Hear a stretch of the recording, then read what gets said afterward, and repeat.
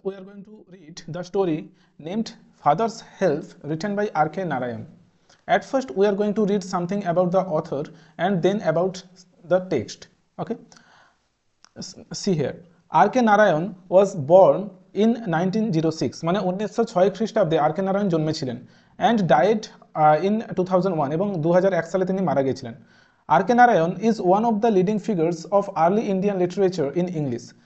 ভারতীয় যে ইংলিশ সাহিত্যের সবথেকে যে বিখ্যাত লেখক যারা ছিলেন আগের প্রথমের দিকে, তাদের সেই সব ব্যক্তিদের মধ্যে একজন হলেন আর কে নারায়ণ।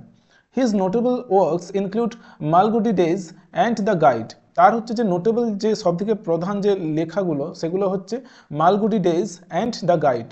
হি ওয়াজ অ্যাওয়ার্ডেড, মানে তাকে পুরস্কৃত করা হয়েছিল দ্য সাহিত্য একাডেমি অ্যাওয়ার্ড ইন 1958, মানে 1958 খ্রিস্টাব্দে তাকে সাহিত্য একাডেমি অ্যাওয়ার্ড পুরস্কৃত করা হয়েছিল।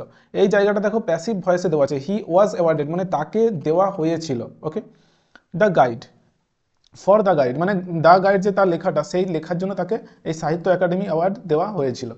এবার আমরা এই টেক্সট যেই গল্পটা তোমরা পড়বে সেই গল্পটার ব্যাপারে কিছু জানবো, যে সেই গল্পটা এলো কোথা থেকে। The story an edited excerpt from Malgudi Days, মানে মালগুডি ডেজ যে একটা লেখা আছে আর কে নারায়ণের, সেই লেখা থেকে এক্সেল্ট মানে নেওয়া হয়েছে, কেটে নেওয়া হয়েছে এরকম বলতে পারো। ইজ অ্যাবাউট আ ইয়াং বয়, এই গল্পটা হচ্ছে একটা তরুণ ছেলের ব্যাপারে, কল স্বামীনাথন, তার নাম হচ্ছে Swaminathan, who is unwilling to go to school, যে হচ্ছে স্কুলে যেতে অনিচ্ছুক। ওকে, এখানে আমি তোমাদেরকে একটা জিনিস দেখাতে চাই, সেটা হচ্ছে যে এই জায়গাটা, যে উইল মানে হচ্ছে ইচ্ছা, উইলিং মানে ইচ্ছুক, আর আনউইলিং মানে এটার আনউইলিং মানে অনিচ্ছুক। তাহলে টোটাল মানেটা কি দাঁড়ালো, হু ইজ আনউইলিং মানে যে হচ্ছে অনিচ্ছুক, টু গো টু স্কুল মানে যে হচ্ছে স্কুলে যেতে ইচ্ছুক নয় বা অনিচ্ছুক। ওকে, নাও বাট ইজ ফোর্সড, কিন্তু তাকে জোর করা হয়, যে এইখানে যেহেতু হু দেওয়া আছে সেই জন্য দেখো বাটের পর কিন্তু আর হু দেওয়া নেই, এখানে আমি ছোট করে লিখেছি যাতে তোমরা বুঝতে পারো। তো হু ইজ ফোর্সড মানে যাকে বাধ্য করা হয়, বাই হিজ ফাদার তার বাবার দ্বারা, টু অ্যাটেন্ড স্কুল মানে স্কুলে উপস্থিত হতে।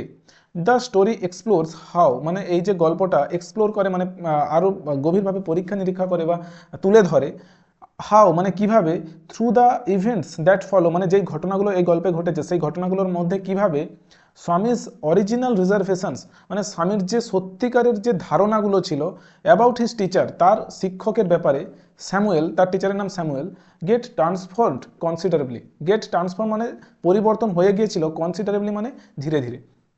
মানে তোমরা এই গল্পে একটা ছেলের ব্যাপারে পড়বে যার নাম হচ্ছে স্বামীনাথন, সে কিভাবে তার টিচার যে স্বামীনাথনের ব্যাপারে তার যে ধারণাগুলো ছিল সেগুলো কিভাবে ধীরে ধীরে বদলে গেল, সেই স্টোরিটা সেই ইভেন্টসগুলো তোমরা এই গল্পে পড়বে।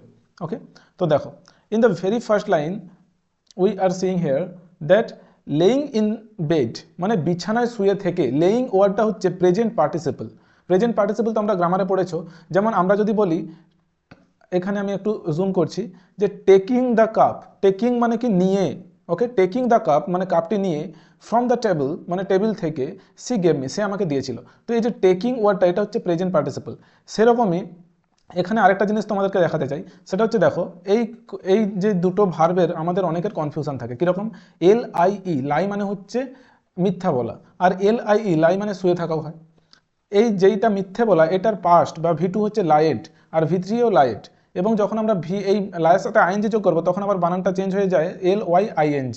ওকে, কিন্তু যেই লাই মানে শুয়ে থাকা, লাই সেটার ভি2 হচ্ছে লে LAY, আর ভি3 হচ্ছে লেইন LAIN, কিন্তু যখন আমরা এই লাইয়ের সাথে আবার আইএনজি যোগ করবো তখন লেইং হয়ে যাবে। তাহলে এই দুটোর ভি4 একই, কিন্তু ভি2 আর ভি3 আলাদা, আর ভি1 তো একই আমরা দেখতে পাচ্ছি। তো এবার আমরা টেক্সটটাতে চলে যাচ্ছি। এখানে বলা ছিল যে লেইং ইন বেড মানে বিছানায় শুয়ে থেকে, স্বামী অনুভব করেছিল, উইথ আ শাডার মানে একটা কম্পনের সাথে, শাডার মানে হচ্ছে ভয়ে শরীর কাঁপা, উইথ আ শাডার মানে তার ভয়ে শরীর কাঁপছিল, স্বামী তখন অনুভব করেছিল, দ্যাট ইট ওয়াজ মানডে যে এটা ছিল সোমবার, মানডে মর্নিং মানে এটা ছিল সোমবারের সকাল। তাহলে টোটাল সেন্টেন্সটা আমরা একবার দেখব। স্বামী হচ্ছে সাবজেক্ট, রিয়েলাইজড হচ্ছে ভার্ব, এবং সে কি অনুভব করেছিল, that it was Monday morning যে এটা ছিল সোমবারের সকাল। তাহলে সাবজেক্ট প্লাস ভার্ব, এবং যে দ্যাট থেকে এই পুরো মর্নিং এতটা একটা অবজেক্টের কাজ করছে, তো এই জন্য এটা হচ্ছে নাউন ক্লজ বলা হয়। ওকে, নাউন ক্লজ কাকে বলে, যে যেই যখন হচ্ছে যে অনেকগুলো ওয়ার্ড মিলে যখন সাবজেক্ট বা অবজেক্টের কাজ করবে তাকে আমরা নাউন ক্লজ বা নাউন ফ্রেজ বলে থাকি। ওকে, তো এই টোটাল সেন্টেন্স কী হলো তাহলে, যে লেইং ইন বেড মানে বিছানায় শুয়ে স্বামী রিয়েলাইজড, স্বামী অনুভব করেছিল, উইথ আ শাডার মানে একটা কম্পনের সাথে, that it was Monday morning যে এটা ছিল সোমবারের সকাল। ইট লুকড এটা দেখাচ্ছিল, অ্যাজ দো মানে যেন, অনলি আ মোমেন্ট আগো কিছু মুহূর্ত আগেই, ইট ওয়াজ ফ্রাইডে এটা ছিল শুক্রবার। মানে তার শুয়ে থেকে মনে হচ্ছিল যে এই তো কিছুদিন মানে কিছুক্ষণ যেন আগে শুক্রবার ছিল, আমি স্কুল থেকে বাড়ি এলাম এবং ভাবছিলাম যে বাহ দুদিন ছুটি পাবো, কিন্তু হঠাৎ করে দেখি ঘুম থেকে উঠলাম যে সোমবার চলেছে, কোথা থেকে যেন দুদিন কেটে গেল। আমাদের যখন কোনো অনুষ্ঠান বাড়ি বা কোনো উৎসব আসে তখন দেখবে যে দিনগুলো যেন টাইম যেন ফাস্ট চলে, যে তাড়াতাড়ি কেটে যাচ্ছে, রাইট? সেরকম স্বামীনাথন হচ্ছে স্কুলে যেতে চাইতো না, সেই জন্য সে অনেক শুক্রবার ভেবেছিল যে আবার দুদিন ছুটি পাবো, কিন্তু দুদিন যে মানে কীভাবে কেটে গেলো সে বুঝতেও পারছে না। অলরেডি মানডে ওয়াজ হেয়ার ইতিমধ্যেই শুক্রবার চলে এসেছিল। ইতিমধ্যেই সোমবার চলে এসেছিল। হি হোপড সে ভেবেছিল বা সে আশা করেছিল, he didn't have to go to school যে তাকে স্কুলে যেতে হবে না।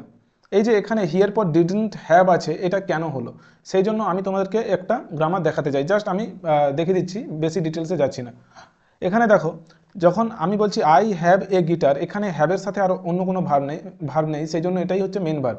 সেই জন্য যখন আমরা এটা নেগেটিভ করব যে আমার গিটার নেই, সেইখানে আমাকে ডোন্ট যোগ করতে হয়, গ্রামারে তোমরা টেন্সে শিখেছো, রাইট? সেরকমই আমি যদি বলি আই হ্যাভ টু গো যে আমাকে যেতে হবে, সেটার পাস্ট কি, আই হ্যাড টু গো, এটার মানে আমাকে যেতে হতো।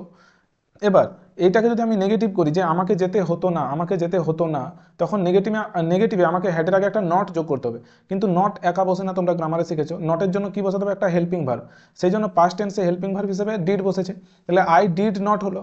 এবার যেহেতু এখানে ডিড আমি দিয়ে দিয়েছি একটা, সেই জন্য এটার হ্যাড থাকবে না, কারণ দুটো পাস্ট হয় না, সেই জন্য এখানে হ্যাভ হয়ে গেল। তো I did not have to go মানে আমাকে যেতে হতো না, এই জন্য ডিড নট হ্যাভ কথাটা এসেছে। ওকে, তো এবার এখানে তোমরা লক্ষ্য করো যে তোমাদেরকে টেক্সটে বলা হয়েছে যে হি হোপড সে আশা করেছিল, he did not have to go to school যে তাকে স্কুলে যেতে যদি না হতো বা তাকে স্কুলে যেতে হবে না, সে এটা আশা করেছিল মনে মনে যে আমাকে আজকে আমি যদি স্কুলে না যেতাম কতই না ভালো হতো, রাইট? অ্যাট 9 o'clock মানে 9টার সময়, এখানে সকাল 9টার কথা বলছে, স্বামীনাথন ওয়েল্ড, WAIL ওয়েল কথাটার অর্থ হচ্ছে উচ্চস্বরে কান্না করা বা উচ্চস্বরে চিৎকার করা। স্বামীনাথন ওয়েল্ড মানে স্বামীনাথন উচ্চস্বরে চিৎকার করে বলল, আই হ্যাভ আ হেডেক আমার মাথা যন্ত্রণা হচ্ছে। ওকে, বা আমার মাথা যন্ত্রণা আছে বা হচ্ছে, যে কোনো তোমরা বলতে পারো। এখানে স্বামীনাথন তাহলে কি বললো, আই হ্যাভ আ হেডেক। এই লাইনটা তোমাদের পরীক্ষায় ন্যারেশন চেঞ্জ হিসেবেও দিতে পারে, কারণ শেষ কয়েক বছরে যেমন 2022-23 এবং 2025 সালেও এমনকি এরকম টেক্সট বই থেকে লাইন তুলে কোশ্চেন দিয়েছে। ওকে, লাইন তুলে ন্যারেশন চেঞ্জ গ্রামার সেকশনে দিয়েছে, তো তোমরা গ্রামারে সবসময় চেষ্টা করবে যে যেই লাইনগুলো ন্যারেশন চেঞ্জ হচ্ছে, যেই লাইনগুলোর ভয়েস চেঞ্জ হচ্ছে সেগুলো একটু দেখার। তো আমি এই লাইনটা যদি ন্যারেশন চেঞ্জ করে দেখাই তাহলে কি হবে, যে স্বামী বলেছিল আই হ্যাভ আ হেডেক, এটা হচ্ছে ডিরেক্ট স্পিচ। এবার ইনডিরেক্ট স্পিচ কী হবে, স্বামী সেড দ্যাট স্বামী বলেছিল যে, হি আইটা হয়ে যাবে হি হ্যাড আ হেডেক, তাহলে তার মাথা যন্ত্রণা ছিল, স্বামী বলেছিল যে তার মাথা যন্ত্রণা ছিল, এটাই বাংলা। ওকে, এবার মাদার মা মানে স্বামীনাথনের মা, তোমার নয়। মাদার মানে মা জেনারেসলি মানে কি নম্রভাবে, নম্রভাবে সাজেস্টেড মানে প্রস্তাব দিয়েছিল, দ্যাট স্বামী মাইট স্টে অ্যাট হোম যে স্বামী বাড়িতেই থাকতে পারতো। জেনারেলি সাজেস্টেড স্বামী মাইট স্টে অ্যাট হোম। দেখো মে কথাটা, মে হচ্ছে একটা মোডাল ভার্ব, তাই তো মে এই কথাটা দুটো সিচুয়েশনে ইউজ হতে পারে, অনেকগুলো সিচুয়েশন আছে, জাস্ট একটা আমি বলছি যে একটা কন্ডিশন আছে যে মে আমরা অনুমতি নেওয়ার সময় ব্যবহার করি, যেমন may I come in sir. এবার অনুমতি দেওয়ার সময় তোমার স্যার ঘুরে বলবে ইয়েস ইউ মে গো, ওকে মানে তুমি যেতে পারো। তো এখানে দেখো যে আমি যদি বলি যে ইউ মে গো তুমি যেতে পারো, আর এটাকে যদি পাস্ট করে দেয় ইউ মাইট গো হয়ে যাচ্ছে, যে তুমি যেতে পারতে। ওকে, তাহলে আশা করি এটা তোমরা বুঝতে পেরেছো যে এটা অনুমতি দিতে আমরা মে কথাটা ইউজ করি, এটা তোমরা মোডাল ভার্বে শিখেছো, রাইট? তো এখানে এবার বলছে যে মাদার জেনারেসলি সাজেস্টেড দ্যাট স্বামী মাইট স্টে অ্যাট হোম যে স্বামী বাড়িতেই থাকতে পারতো, মা নম্রভাবেই বলেছিল যে তুমি তুই বাড়িতেই থাক আজকে। অ্যাট 9:30 মানে 9:30টার সময়, when he ought to have been in the school prayer hall, এটা সেন্টেন্সটা ভালো করে লক্ষ্য করবে। হোয়েন মানে যখন, হি অট টু হ্যাভ বিন, এখানে অট টু মানে শুড বা উচিত বোঝাচ্ছে, হ্যাভ বিন মানে থাকা বোঝাচ্ছে, বিন কথাটা হচ্ছে বি ভার্বের V3, রাইট? বি ভার্বের V1 কি অ্যামিজার, V2 কি ওয়াজ ওয়ার, আর V3 হচ্ছে বিন। তো এখানে বলছে যে হোয়েন মানে যখন, হি অট টু হ্যাভ বিন মানে যখন তার থাকা উচিত ছিল, ইন দ্য স্কুল প্রেয়ার হল, স্কুলের প্রার্থনার হলে Swami was lying on the bench in mother's room, মানে স্বামী ওয়াজ লেইং মানে স্বামী শুয়েছিল, এটা হচ্ছে প্রেজেন্ট কন্টিনিউয়াস টেন্স। স্বামী শুয়েছিল অন দ্য বেঞ্চ মানে বেঞ্চের ওপরে, ইন মাদার্স রুম মায়ের কক্ষে বা রুমে। এই মাদার্স মানে মায়ের বোঝায়, রাইট? এটা তোমরা পজেসিভ নাউনে শিখেছো। তাহলে এতটা আমরা পড়লাম। এরপর হেডেক, সরি, তারপরে ফাদার আস্কড হিম, তারপর বাবা হচ্ছে বাড়ি চলে এসেছে। ওকে, বাবা বাড়ি চলে এসেছে, বাবা এসে বলছে ফাদার আস্কড হিম মানে বাবা তাকে জিজ্ঞাসা করেছিল, আস্ক মানে জিজ্ঞাসা করা, বাবা তাকে জিজ্ঞাসা করেছিল have you no school today, তোমার কি আজকে স্কুল নেই? Have you no school today মানে তোমার কি আজকে কোনো স্কুল টুল নেই, এরকম আমরা বলি তো, মানে আমাদের বাবা মা আমাদের বলে তোর কি আজকে কোনো স্কুল টুল নেই, সেরকম বলছে যে have you no school today, তোমার কি আজকে স্কুল নেই। এটাকে আমরা প্রপার যদি ইংলিশে গ্রামাটিক্যাল ভাবে বলতে যাই, আমাদেরকে কি বলতে হবে, do you not have school today, মানে তোমার কি আজকে স্কুল নেই, এরকম বলতে হবে। কিন্তু আমরা যখন কথা বলি জেনারেলি আমাদের বাড়িতে, তখন আমরা অত গ্রামাটিক্যাল রুলস মেনে চলি না। আর এই গল্পটা যেহেতু জেনারেলি তার বাবা ছেলের কথা হচ্ছে, তো এখানে গ্রামাটিক্যাল দিক দেখলে হবে না। তো ফাদার আস্কড হিম, বাবা তাকে জিজ্ঞাসা করেছিল have you no school today, তোমার কি আজকে স্কুলে নেই। এই যে লাইনটা 2025 সালেই ন্যারেশন চেঞ্জে এসেছিল মাধ্যমিক পরীক্ষাতে। ওকে, দেখো আমি যদি ন্যারেশন চেঞ্জে এরকম দেওয়া থাকে যে father asked him have you no school today, এটা ন্যারেশন চেঞ্জ করবে ফাদার আস্কড হিম, বাবা তাকে জিজ্ঞাসা করেছিল ইফ মানে কি না, he had no school that day, যে ওই দিন তার স্কুল ছিল কি না। ওকে, এইটা ন্যারেশন চেঞ্জে তোমরা আরও ডিটেলসে শিখবে। এখানে জাস্ট আমি দেখিয়ে দিচ্ছি যে এই লাইনটা ন্যারেশন চেঞ্জ এরকম হবে, এবং এটা 2025-এই ন্যারেশনে এসেছিল গ্রামার সেকশনে। তারপর বাবা তাকে জিজ্ঞাসা করলো যে তোর কি আজকে স্কুল টুল নেই, হেডেক, হেডেক, স্বামী রিপ্লাইড, স্বামী মানে উত্তরে কি বললো যে মাথা যন্ত্রণা। ননসেন্স, ননসেন্স মানে কি বলা যায় যে আজে বাজে কথা। ড্রেস আপ অ্যান্ড গো, এক্ষুনি ড্রেস পর এবং যা, এরকম তার বাবা বলছে যে আজে বাজে কথা বলিস না, এক্ষুনি ড্রেস পর এবং যা। হেডেক মানে আমাদের এরকম মা বলে না যে আজে বাজে কথা বলিস না, এক্ষুনি স্কুল যা, কি হচ্ছে নাটক করছিস এখানে, এরকম যে বলে না যে নাটক করছিস এখানে, সেরকমই তার বাবা বলছে যে হেডেক মাথা যন্ত্রণা, এক্ষুনি স্কুলে যা বেরিয়ে। ওকে, ড্রেসটা পর এবং স্কুলে যা। তারপরে বলছে লোফ, তার বাবা এটা বলছে আর কি যে লোফ মানে হচ্ছে অলসের মতো চারিদিকে ঘুরে বেড়ানো।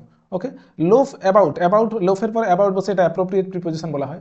Loaf about less on Sundays মানে রবিবারগুলোতে যে কম ঘুরে বেড়াও, অলসের মতো যে রবিবার ঘুরে বেড়াও চারিদিকে, ওটা কম করো মানে কম ঘুরো। And you will be without a headache মানে এবং তোমার মাথা যন্ত্রণা আর থাকবে না অন মানডে, সোমবারে। মানে তার বাবা স্বামীকে বলছে যে তুমি হচ্ছে রবিবার একটু কম ঘোরাঘুরি করো ভ্যাগাবন্ডের মতো বা অলসের মতো কম ঘোরাঘুরি করো, তাহলে দেখবে সোমবার আর মাথা যন্ত্রণা হচ্ছে না। ওকে, মানে রবিবার আমরা ছুটির দিনে কি করি জেনারেলি, যে চারিদিকে এধার ওধার ছুটাছুটি করি, দৌড়াদৌড়ি করি, সেই জন্য বলছে যে তার বাবা যে রবিবার বেশি ছোটাছুটি করিস না, তাহলে দেখবি সোমবার আর হেডেক হবে না। স্বামী নিউ, নো মানে তোমরা জানো যে জানা, নিউ মানে জানতো।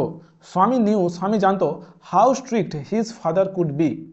ক্যান মানে হচ্ছে পারা, তোমরা জানো। এখানে আমি একটু জুম করে দেখাচ্ছি এটা। You can be a singer, তুমি একজন গায়ক হতে পারো। এটাকে যদি আমি পাস্টে বলি you could be a singer, এটার মানে কি হবে, তুমি একজন গায়ক হতে পারতে। ওকে, মানে হয়নি, হতে পারতে, এরকম বোঝাচ্ছে। তাহলে কুড বি মানে ক্যানেরই পাস্ট, তোমরা গ্রামারে শিখেছো। এবার আমরা টেক্সটটা পড়ছি। বলছে যে স্বামী জানতো হাউ স্ট্রিক্ট কতটা কঠোর হিজ ফাদার কুড বি, তার বাবা হতে পারতো। এখানে এই যে বলা আছে কুড বি মানে হতে পারতো, তার বাবা কতটা কঠোর হতে পারতো স্বামী সেটা ভালো করেই জানতো। So he changed his tactics, তাই সে তার যে বুদ্ধিটা চেঞ্জ করে নিল। ট্যাকটিস মানে পদ্ধতি বলতে পারো। সো হি চেঞ্জড মানে তাই সে পরিবর্তন করে নিয়েছিল। এটা কোন tense, subject plus V2 plus object মানে past indefinite tense. So he changed his tactics, তাই সে পরিবর্তন করে নিয়েছিল তার সেই ট্যাকটিস বা পদ্ধতি।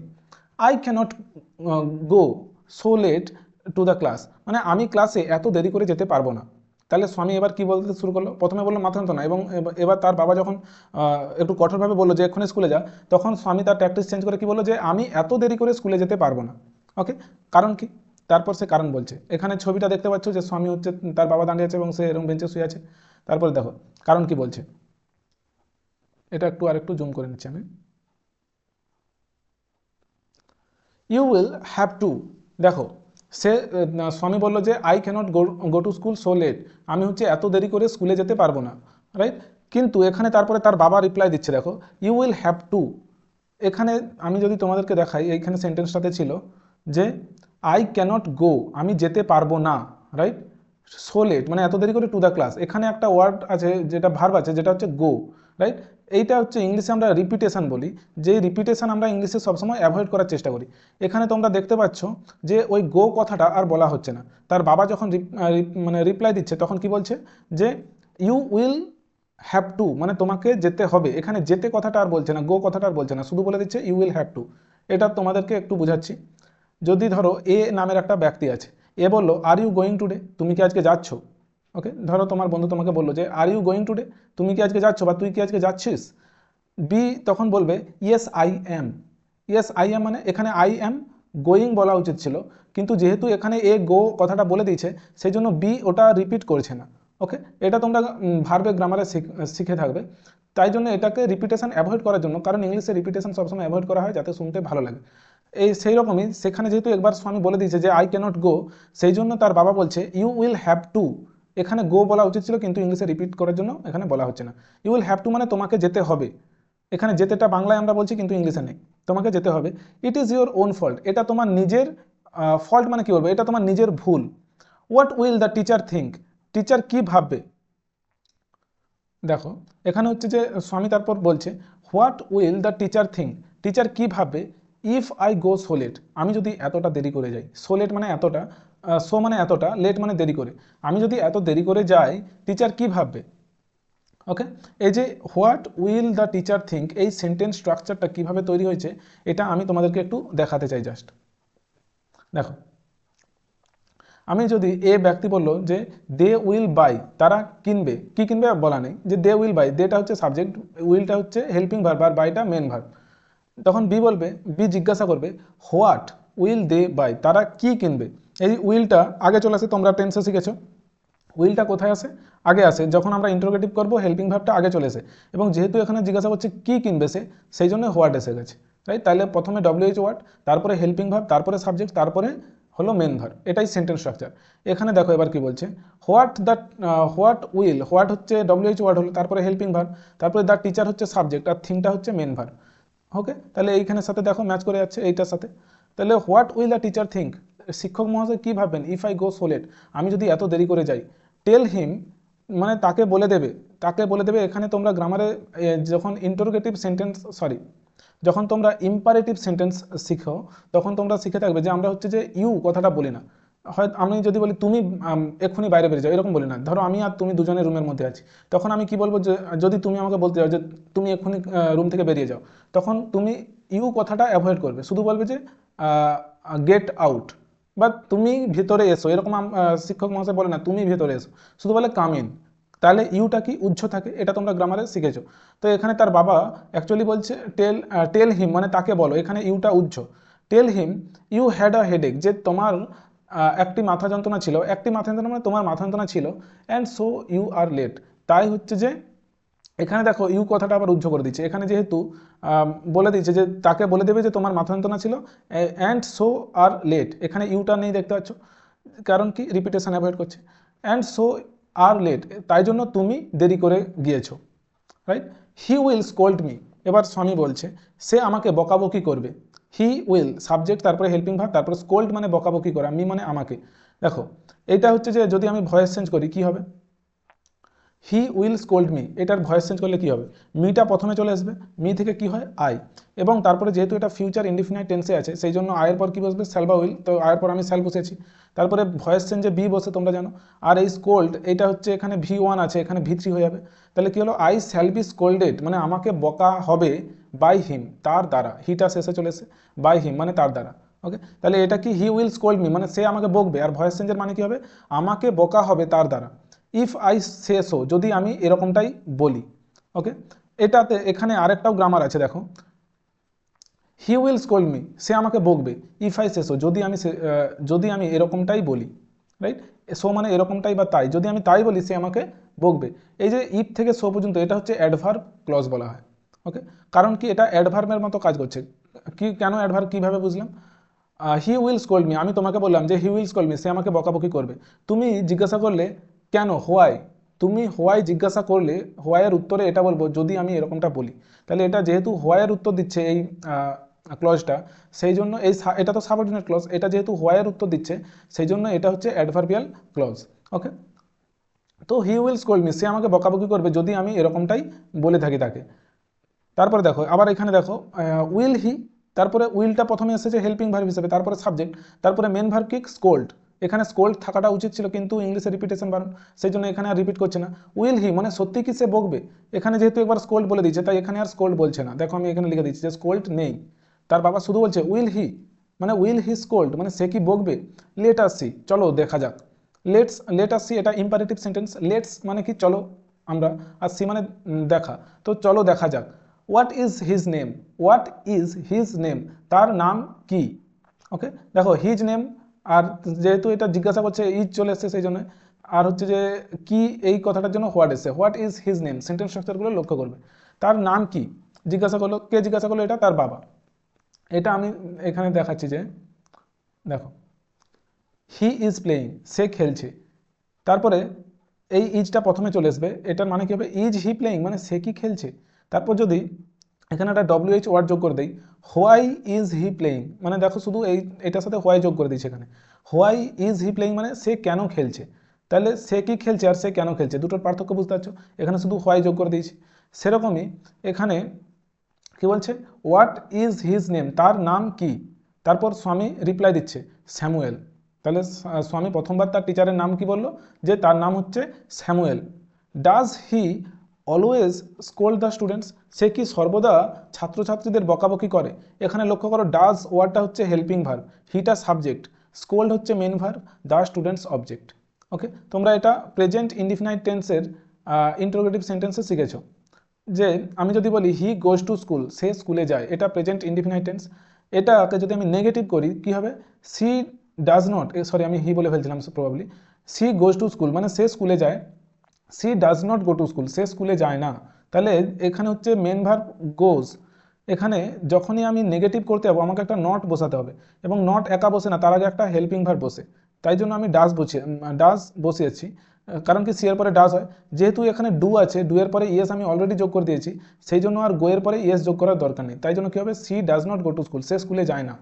এবং এটাকে যখন আমি ইন্টারোগেটিভ করবো কী হবে, এই ডাজটাই প্রথমে চলে আসবে, যে does she go to school মানে সে কি স্কুলে যায়। দেখো এটা এটা থেকে এটা হয়েছে অ্যাকচুয়ালি, এখানে যেহেতু এটাকে ইন্টারোগেটিভ করার সময় ডাজটা প্রথমে আসে সেই জন্য এটা হয়েছে কি does she go to school, যেহেতু ডু এর পর ইয়েস আছে সেই জন্য আর গো এর পর ইয়েস বসেনি। এগুলো তোমরা টেন্সে শিখেছো, আমি তাও একবার রিভিশন করে দেই টেক্সট পড়ানোর সময়, যাতে তোমাদের গ্রামার এবং টেক্সট দুটোই সাথে সাথে হতে থাকে। Okay, does he always scold the students, এখানেও ডাজ এসেছে হেল্পিং ভার্ব হিসেবে, তারপরে হি সাবজেক্ট, তারপরে স্কোল্ড, তারপরে দ্য স্টুডেন্টস, সে কি সর্বদাই ছাত্রছাত্রীদের বকাবকি করে। He is very angry man, তখন স্বামী হচ্ছে রিপ্লাই দিচ্ছে কি, যে সে খুবই ভয়ানক একটা লোক, মানে সে খুবই হচ্ছে রাগী মানুষ আর কি।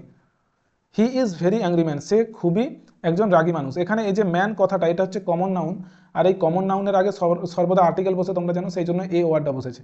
He is a very angry man, সে খুবই রাগী মানুষ। He is specially angry with boys, সে বিশেষ করে, স্পেশালি মানে বিশেষ করে তাদের উপর রেগে যায়, সেই সব ছেলেদের উপর হু কাম ইন লেট, যারা দেরি করে আসে। মানে কীরকম অজুহাত দিচ্ছে দেখো, এখানে হু কথাটা হচ্ছে রিলেটিভ প্রোনাউন, মানে বলছে যে যারা দেরি করে আসে তাদের প্রতি স্যামুয়েল মাস্টার মানে স্যামুয়েল নামের যে টিচার সে খুব রেগে যায়, মানে খুব রেগে যায়। I would not like to go to Samuel's class, আমি স্যামুয়েল স্যারের ক্লাসে বা স্যামুয়েলের ক্লাসে বলতে চাচ্ছি এরকম, যে স্যামুয়েলের ক্লাসে আমি দেরি করে যাওয়া পছন্দ করব না। উড নট লাইক মানে আমি যেতে চাইবো না, এরকম বলতে চাচ্ছে যে আমি যাব না স্যামুয়েলের ক্লাসে এত দেরি করে। ওকে, ইফ, এবার তার বাবা বলছে, এটা তো তাহলে কে বললো, স্বামী, এই যে দু লাইন স্বামী বললো যে সে খুবই রাগী মানুষ, যারা দেরি করে যায় প্রচুর সে রেগে যায় তাদের উপর, তাই আমি মোটেই তার ক্লাসে দেরি করে যেতে পারবো না। If he is so angry, যদি সে এতটাই রাগী, why not you why not tell your headmaster about it, কেন বলো না তোমাদের হেডমাস্টারকে এটার ব্যাপারে। দেখো এটা হচ্ছে যে গ্রামারটা একটু এধার ওধার করা আছে, এটা অ্যাকচুয়ালি আসল তোমরা টেন্সে যেরকম শিখো, যে এখানে বলা উচিত ছিল হোয়াই ডু ইউ নট বা don't you tell your headmaster, এখানে তাহলে নটের জায়গায় কী হবে, তোমরা ডোন্ট ইউ বলতে পারো। ওকে, হোয়াই নট এটা তো স্টোরিতে লিখে দিয়েছে শর্টকাটে, মানে আমরা গল্পে এরকমই বলি, কিন্তু অরিজিনাল গ্রামারে যখন তোমরা লেখালেখি করবে তখন বলতে হবে হোয়াইয়ের পর why don't you tell your headmaster about it, কেন তোমরা তোমাদের যে হেডমাস্টার আছে তাকে এটার ব্যাপারে বলো না। হলো। তারপরে দে সে, তারা বলে, এটা তাহলে কে বললো যে কেন তোমরা হেডমাস্টার ব্যাপারে কাউকে মানে তোমাদের স্যামুয়েলের ব্যাপারে তোমরা কেন হেডমাস্টারকে বলো না, এটা স্বামীনাথনের বাবা বললো। স্বামীনাথনের বাবা স্বামীকে জিজ্ঞাসা করছে। তারপরে স্বামী রিপ্লাই দিচ্ছে, দে সে, তারা বলে, মানে সবাই আশেপাশে বলা বলি করে, that even the headmaster is afraid of হিম, এমনকি হেডমাস্টার নিজেই তাকে ভয় পায়।